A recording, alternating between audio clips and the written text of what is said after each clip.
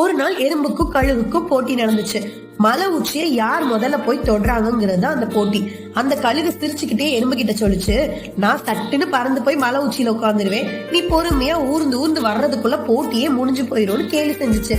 அது சட்டுன்னு பறந்து போய் மலை உச்சியில உட்கார்ந்துருச்சு. அங்க அந்த எறும்பை பார்த்தா அது பாதி தூரம் கூட வரல, எங்க ஸ்டார்ட் ஆயிடுச்சோ அதுக்கு பக்கத்துலயே தான் இருந்துச்சு. கழுகு நான் தான் ஜெயிச்சிட்டேன்னு சொல்லிட்டு பறந்து அதோட வேலையை பார்க்க போயிடுச்சு.